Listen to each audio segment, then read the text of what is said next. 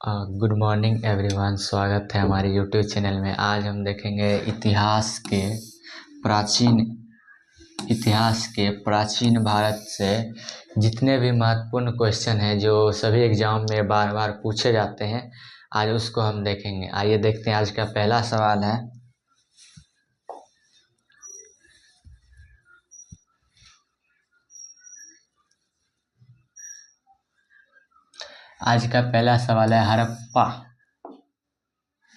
हड़प्पा सभ्यता का सबसे पूर्वी स्थल कौन सा है? हड़प्पा सभ्यता का सबसे पूर्वी स्थल कौन सा है? ऑप्शन है आलमगीरपुर, मांडा, सूतकोटगेरा या टाइमाबाद। तो इसका सही जवाब हो जाएगा ऑप्शन ए, आलमगीरपुर। फिर अगला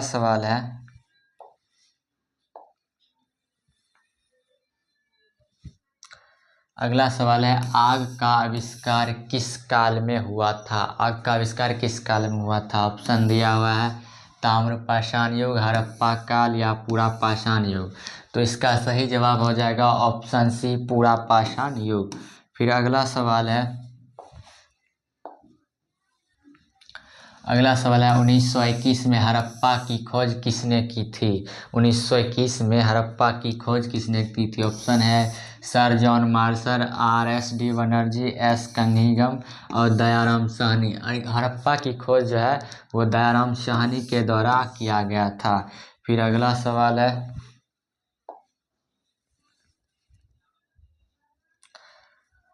सवाल है, इतिहास का पिता किसे कहा जाता है? इतिहास का पिता किसे कहा जाता है? ऑप्शन है अरस्तु, हेरोडोटस, अल-बरूनी या चाणक्य।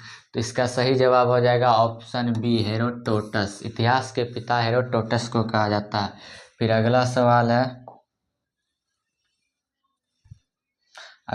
है, मानव ने सर्वप्रथम किस धातु का उपयोग किया था? ऑप्शन दिया हुआ है लोहा, तांबा, सोना, चांदी। तो मानव ने सर्वप्रथम तांबा का उपयोग किया था। ऑप्शन हो जाएगा ऑप्शन नंबर बी, तांबा। फिर अगला सवाल है,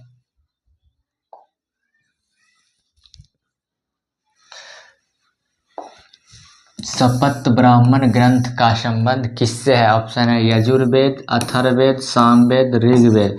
तो इसका सही जवाब हो जाएगा ऑप्शन ए, यजुर्वेद। फिर अगला सवाल है,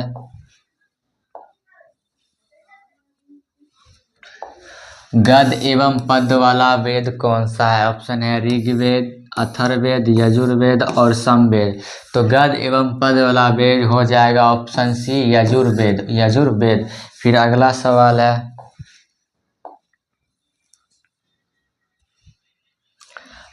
है, घोड़े के जीवाश्म हड्डी से कहाँ से मिले? ऑप्शन दिया हुआ है मोहनजोदड़ो से या लोथल से या सूतकोटदा से या कालीबंगा से। तो इसका सही आंसर हो जाएगा ऑप्शन सी, सूतकोटदा हो जाएगा ऑप्शन।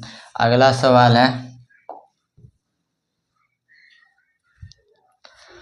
सवाल है, गौतम बुद्ध का जन्म कहाँ हुआ था? ऑप्शन दिया कुलग्राम या पाटलिपुत्र या लुम्बिनी या वैशाली। तो इसका सही जवाब हो जाएगा ऑप्शन सी, लुम्बिनी में हुआ था, लुम्बिनी में। फिर अगला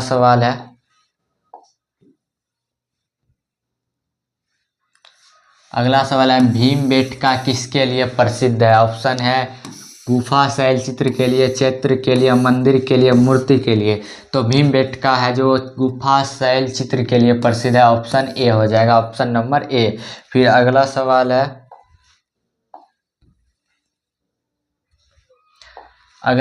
मोहनजोदड़ो का अर्थ क्या होता है? मोहनजोदड़ो का अर्थ ऑप्शन है जीवितों का टीला, मृतकों का टीला, दासों का टीला या कंकालों का टीला। तो इसका सही जवाब हो जाएगा ऑप्शन बी, मृतकों का टीला, मोहनजोदड़ो का अर्थ होता है मृतकों का टीला। फिर अगला सवाल है, सबसे प्राचीन अभिलेख कहाँ से प्राप्त हुए? सबसे प्राचीनतम अभिलेख कहाँ से प्राप्त हुए? ऑप्शन है लोथल, धौलावीरा, रंगपुर, बोगाजकोई। तो इसका सही आंसर हो जाएगा ऑप्शन डी, बोगाजकोई। फिर अगला सवाल है,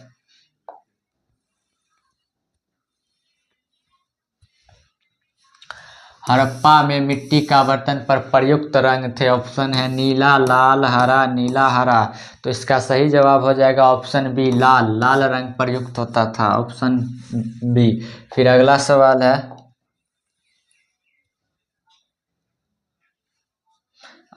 है, मानव ने सर्वप्रथम किसे पालतू बनाया था? ऑप्शन दिया है बिल्ली, गाय, घोड़ा और कुत्ता। तो मानव ने सर्वप्रथम कुत्ता को अपना पालतू बनाया था। फिर अगला सवाल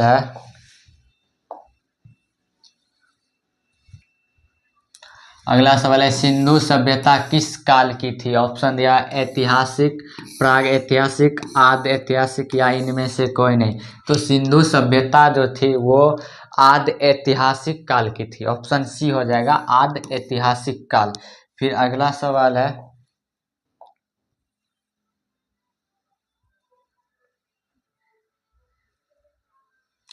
यज्ञ से संबंधित विधि विधान का वर्णन किस वेद से है? यज्ञ से संबंधित विधि विधान का वर्णन ऑप्शन दिया ऋग्वेद में या यजुर्वेद में या सामवेद में या अथर्ववेद में। तो इसका सही जवाब हो जाएगा ऑप्शन बी, यजुर्वेद। यज्ञ से संबंधित वेद यजुर्वेद है। फिर अगला सवाल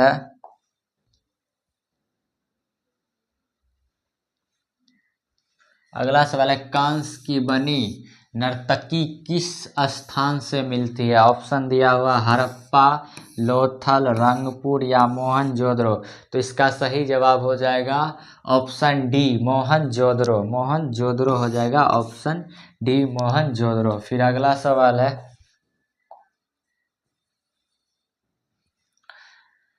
सवाल है, पुराणों की कुल संख्या कितनी है? ऑप्शन है 12, 14, 18, 22। तो पुराणों की कुल संख्या 18 है, ऑप्शन सी हो जाएगा 18। फिर अगला सवाल है,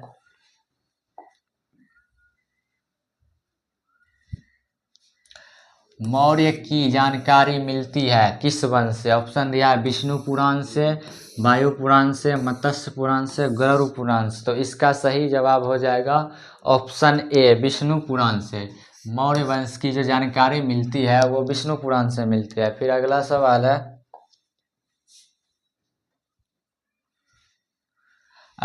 है, लोथल किस नदी के किनारे स्थित है? ऑप्शन है सरस्वती, भोगवा, रावी, सतलज। तो इसका लोथल जो है भोगवा नदी के किनारे स्थित है, ऑप्शन बी हो जाएगा भोगवा नदी। फिर अगला सवाल है,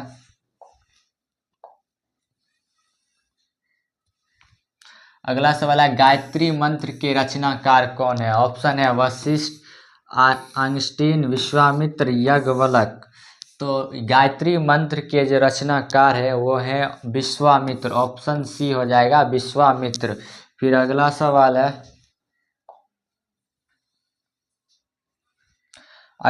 है, निम्नलिखित में से सबसे प्राचीन दर्शन कौन सा है? ऑप्शन दिया हुआ योग दर्शन, सांख्य दर्शन, न्याय दर्शन या वैश्विक दर्शन। तो इसका सही जवाब हो जाएगा ऑप्शन बी, सांख्य दर्शन। फिर अगला सवाल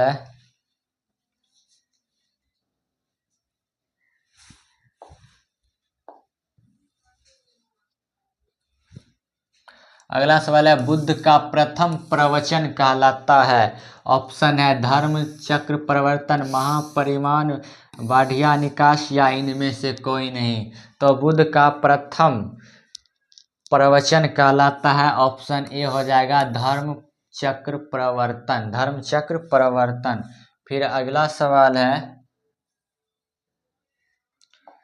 वैदिक सभ्यता का कार्यकाल क्या है? ऑप्शन दिया 1500 से 1000 ईसा पूर्व, 1500 से 600 ईसा पूर्व, फिर 1000 से 500 ईसा पूर्व या 2000 से 1000 ईसा पूर्व। इसका सही जवाब हो जाएगा ऑप्शन बी, 1500 से 600 ईसा पूर्व। फिर अगला सवाल है, ऋग्वैदिक काल में आजीवन अविवाहित रहने वाली महिला को क्या कहा जाता है? ऑप्शन दिया है पतिव्रता या सुकन्या या अमाजु या ब्रह्म कुमारी। तो इसका सही जवाब हो जाएगा ऑप्शन सी, अमाजु, अमाजु कहा जाता था। फिर अगला सवाल है,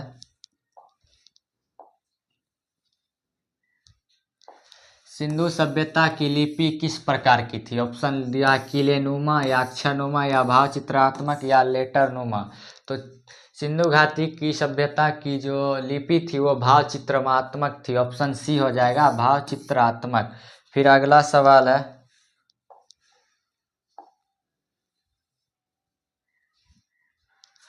आर्यों का मूल निवास कहाँ था? आर्यों का मूल निवास कहाँ था? ऑप्शन है पंजाब, ईरान, अफगानिस्तान, मध्य एशिया। तो आर्यों का मूल निवास मध्य एशिया था। ऑप्शन हो जाएगा डी मध्य एशिया। फिर अगला सवाल है,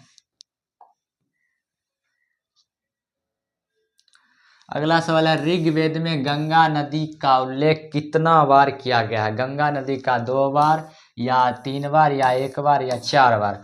तो गंगा नदी का जो उल्लेख किया गया वो 1 बार किया गया। ऑप्शन सी हो जाएगा 1 बार। फिर अगला सवाल है,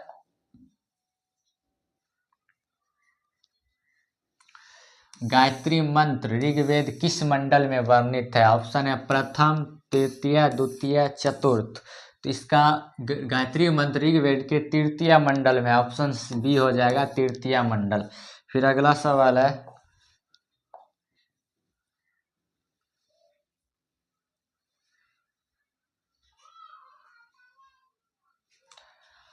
गोत्र शब्द की उत्पत्ति कहाँ से हुई? गोत्र शब्द की उत्पत्ति कहाँ से हुई? ऑप्शन दिया ऋग्वैदिक में, हड़प्पा काल में, उत्तर वैदिक काल में या मौर्य काल में। तो इसका सही जवाब हो जाएगा ऑप्शन सी उत्तर वैदिक काल में। फिर अगला सवाल है,